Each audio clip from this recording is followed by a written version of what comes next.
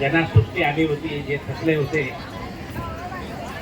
आणि संबंध उकाड्यामुळे जे वैतागलेले होते, त्या सगळ्यांच्या मूडमध्ये निश्चितपणे बदल झाला असेल.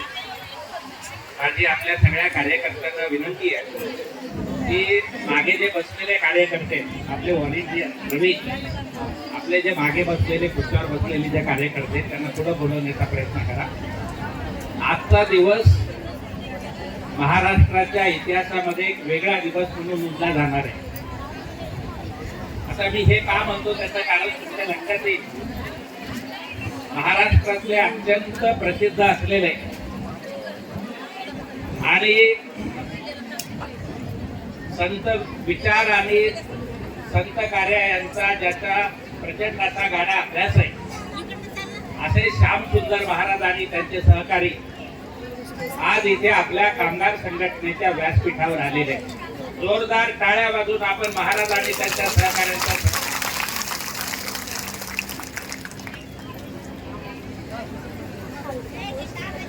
मी म्हटलं हा दिवस ऐतिहासिक आहे.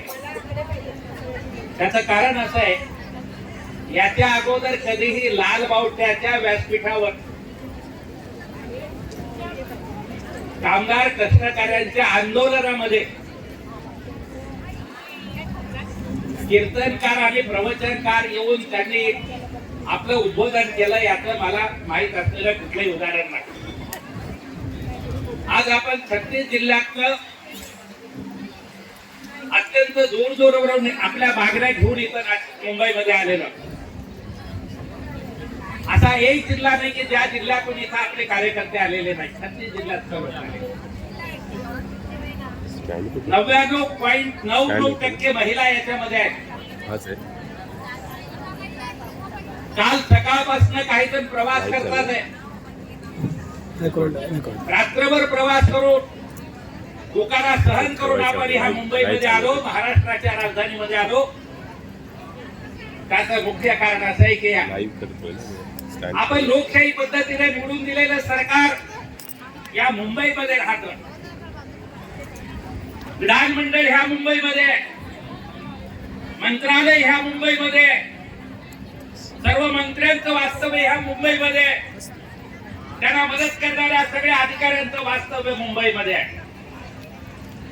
आणि महाराष्ट्रासारख्या मोठ्या राज्याचा कारभार करावा लागत असल्यामुळे मुख्यमंत्री आणि कामगार मंत्र्यांना आपले प्रश्न बघायला वेळ नाहीये.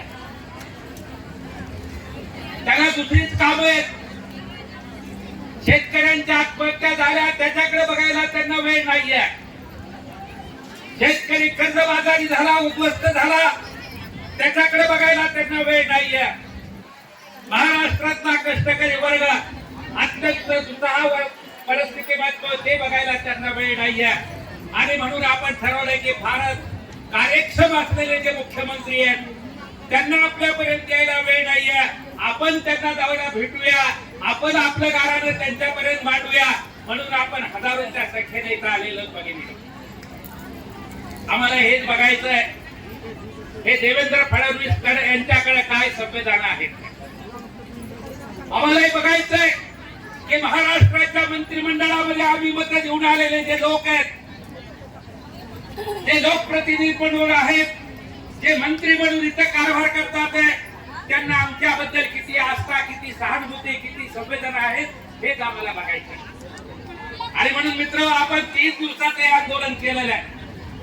आज संबंध योजना कर्मचारी आहेत, या महाराष्ट्राचं आरोग्य सुधारण्याचं काम करणारी जी यंत्रणा आहे, या महाराष्ट्राच्या मुलाचं आणि गर्भवती मातांचं आरोग्य सुधारण्याची काम करणारी जी यंत्रणा आहे, इथल्या मुलांना सुदृढ करणारी काम करणारी जी यंत्रणा आहे, या संबंध बाल संगोपनापासून माता संगोपनापर्यंत आणि सर्व प्रकारच्या आरोग्याचे प्रश्न सोडवणारी जी यंत्रणा आहे, त्या यंत्रणेमध्ये तळागाळामध्ये काम करणारा जो कर्मचारी महिला आहे, त्या कर्मचारी महिलांचं हे आंदोलन आहे. अंगणवाडीच्या कर्मचारी, आशाताई, गटप्रवर्तक, लहान मुलांना दुपारच्या वेळेमध्ये अन्न खाऊ घालणारे शालेय पोषण कामगार, दवाखान्यामध्ये साफसफाई करून रुग्णांना मदत करणाऱ्या अंशकालीन स्त्री परिचारक, इमर्जन्सी सर्व्हिसेस, अपघात झाला, आजारी पडला त्या 15 मिनिटांमध्ये उचलून दवाखान्यापर्यंत पोहोचवण्याचं काम करणारे, मेडिकल इमर्जन्सी 108 चे सर्व्हिस मध्ये काम करणारे पायलट आणि डॉक्टर, असे जे योजनामध्ये काम करणारे कर्मचारी हे आज इथं महाराष्ट्राच्या राजधानीमध्ये आले. का आलोय आपण? मी ते बघाशी आपल्या सगळ्या नेत्यांनी काय काय प्रश्न आहेत, अंगणवाडीचे काय प्रश्न आहेत, आशाचे काय प्रश्न आहेत, शालेय पोषणचे काय प्रश्न आहेत, स्त्री परिषदचे काय प्रश्न आहेत, या सगळ्याची मांडणी केलेली. मी तपशिलामध्ये जाणार नाही, परंतु एक वेगळा दृष्टिकोन ठेवून आपण हे आंदोलन सुरू केले. आज आपण योजना कर्मचारी आहोत, उद्या आपण महाराष्ट्रातल्या 3.5 कोटी कामगारांचं प्रतिनिधित्व करणारे संघटित कामगार इथे येणार. त्याच्यामध्ये धुणी भांडी करणारी बाई, बांधकामावर काम करणारा मजूर, ऊस तोडणारा शेतमजूर, भाजीपाला विकणारा रिक्षावाला, अशा अनेक असंघटित क्षेत्रामध्ये काम करणारा जो कामगार आहे त्या कामगारांचं उद्या आंदोलन होणार आहे. आणि परवा महाराष्ट्रामध्ये स्वयंरोजगार करणारे जे लोक आहेत, टपरी धारक आणि हॉकर्स लाखोच्या संख्येने महाराष्ट्रामध्ये काम करतात, नोकरी मिळत नाहीये, पोट भरण्यासाठी रस्त्यावर कुठेतरी स्वतःचा व्यवसाय करण्याचा प्रयत्न करतात. असे लाखोच्या संख्येने टपरी धारक आणि हॉकर्स आहेत. ते हॉकर्स आणि यंत्रमाग कामगार आणि खाजगी कारखान्यातला कामगार परवा 3 तारखेला येणार. 10,000पेक्षा जास्त लोक प्रत्येक दिवशी आंदोलनामध्ये सहभागी होणार आहेत. 30,000पेक्षा जास्त कामगार या मुंबईमध्ये आपल्या मागण्या घेऊन येणार. तुम्ही एवढ्या मोठ्या संख्येने आलेला आम्हाला तुमचा अभिमान आहे. योजना कर्मचाऱ्यांचा, आशाताई अंगणवाडी कर्मचाऱ्यांचा, शालेय पोषण कर्मचाऱ्यांचा, त्या सातत्याने आघाडीवर राहिलेल्या आहेत, संघर्ष केलेला आहे आणि म्हणून आपण काही आपल्याला फायदे पण मिळू शकले नाही. परंतु हे आंदोलन करत असताना आपला एक वेगळा विचार आहे. आम्हाला 1000 रुपये मानधन वाढवा, आम्हाला ही सवलत द्या, आम्हाला काहीतरी बोनस द्या, भाऊबीज द्या, बहिणीला भेट द्या, अशा पद्धतीच्या मागण्या घेऊन आपण लढत होतो. आता आपण ठरवलेलं आहे मुख्य प्रश्नाकडे आपण जाऊ. जर आम्ही सरकारच्या योजनेमध्ये काम करत आहोत, केंद्र सरकारच्या योजनेमध्ये आम्ही काम करत आहोत, राज्य सरकारच्या योजनेमध्ये आम्ही काम करत आहोत, याच्यासाठी लागणारा पैसा केंद्र आणि राज्य सरकार जर देत आहे, या आमच्या कामाचं निरीक्षण तपासणी जर सरकार करत असेल तर आम्ही कोणाचे नोकर आहोत. आणि म्हणून आपलं म्हणणं आहे, तुम्ही आमच्याकडे 20 वर्ष काम करून घेतलेलं आहे, 35 वर्षापासून तुम्ही काम करून घेतलेलं आहे, 15 वर्षापासून तुम्ही काम करून घेतलेलं आहे. आमची एक पिढी रिटायर झाली तरी सुद्धा तुम्ही आमचा कधी विचार केलेला नाहीये. आणि म्हणून आपण हे म्हणतोय की आता मानधनाची भाषा होणार नाही, हक्काच्या वेतनाची भाषा होईल, कायम नोकरीची भाषा होईल. तुटपुंजा अधिकाराबद्दल आम्ही लढणार नाहीये. तर आम्हाला माणूस म्हणून अधिकार मिळाले पाहिजेत, कामगार म्हणून अधिकार मिळाले पाहिजेत, कारण आम्ही या देशाची व्यवस्था चालवत आहोत. आम्ही काही तुमच्याकडे भीक मागत नाही. तुम्ही भांडवल आहात, या देशातला भांडवलदार भांडवल आहे, या देशातला जमीनदार भांडवल आहे, या देशातला ठेकेदार भांडवल आहे, या देशातले खरब अधिकारी भांडवल आहे. आम्ही भांडवल नाही आहोत. आम्ही गावागावामध्ये जातो, उन्हातानामध्ये जातो, कोविडच्या काळामध्ये जातो, अतिवृष्टीमध्ये जातो, महापुराच्या वेळेला जातो, पाणी नसलं तरी जातो. परंतु या महाराष्ट्रातल्या 14 कोटी लोकांसाठी सेवा देण्याचं काम आम्ही 30-35 वर्षापासून करतो. ह्या सरकारला लाज वाटत नाही. आज मी अधिकाऱ्याने प्रश्न विचारला, तुम्ही आम्हाला सांगा, तुम्ही आम्हाला किती दिवस हंगामी ठेवणार आहात, किती दिवस मानधनावर ठेवणार आहात, कधी तुम्ही कायम करण्याचा विचार करणार आहात, तुम्ही कायम नोकऱ्यामध्ये राहाल, तुम्ही लाखो रुपये पगार घ्याल, आम्ही तुमच्या मार्गदर्शनामध्ये काम करतो, तुम्ही आम्हाला सांगा आम्ही किती दिवस अशा पद्धतीनं. तुम्हाला कधी वाटत नाहीये की 20 वर्ष झाल्यानंतर तरी यांना कायम केलं पाहिजे, 15 वर्ष झाल्यानंतर तरी कायम केलं पाहिजे. तुमच्याकडे काही संवेदना आहेत का?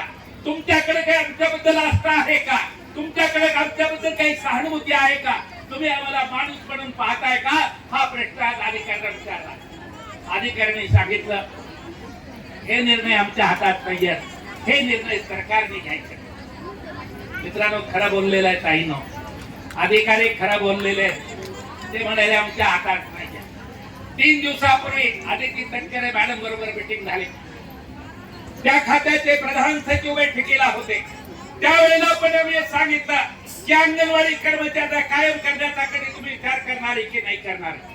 अलीकडच्या काळामध्ये जे काम करावं लागतं त्याच्यापेक्षा जास्त ऑनलाईन काम करावं लागतं, 8 तासापेक्षा जास्त काम करावं लागतं। अनेक जबाबदाऱ्या तुम्ही सगळ्यांवर टाकलेल्या, तुम्ही त्यांना कायम करण्याचा विचार करता की नाही करणार? इथल्या सुद्धा प्रधान सचिवांनी सांगितलं, डॉक्टर साहेब हा एका विभागाचा निर्णय होऊ शकत नाही, सर्व महाराष्ट्राचा निर्णय करावा लागेल, सरकारला तो निर्णय घ्यावा लागेल। मित्रांनो, नीट लक्षात ठेवा हे वाक्य। सरकार कोण आहे? आपण ज्याला निवडून दिलं त्याच्यात आमदार निवडून येतात, निवडून आलेल्या मेजॉरिटी पक्षाचे मंत्री होतात, त्यांचा मुख्यमंत्री होतो, मंत्रिमंडळामध्ये निर्णय होतात आणि आपल्या भविष्याची वाताहत केली जाते। नीट लक्षात ठेवा। ज्या वेळेला ही योजना आली त्याच वेळेला कायम पदक मंजूर करायला पाहिजे होते, त्याच वेळेला बजेट मध्ये तरतूद करायला पाहिजे होती। अंगणवाडीची योजना असेल, आशांची योजना असेल, शालेय पोषणची योजना असेल, त्याच वेळेला पदक त्यांनी निर्माण करायला पाहिजे होती। त्या वेळेला आपण निवडून दिलेल्या ह्या नालायकांनी आपल्यासाठी पद मंजूर केली नाहीत आणि आपल्याला बांधरावर ढकललं। आपल्या आयुष्याचं माती करण्याचं पाप जर कोणी केलं असेल तर हे जे सत्ताधारी आहेत या सत्ताधाऱ्यांनी केलेलं आपण लक्षात ठेवा। आणि म्हणून आपल्याला विचार करावा लागेल, एका बाजूला आपला रस्त्यावरचा संघर्ष चालू राहील आणि तो संघर्ष आता नाही चालायचा।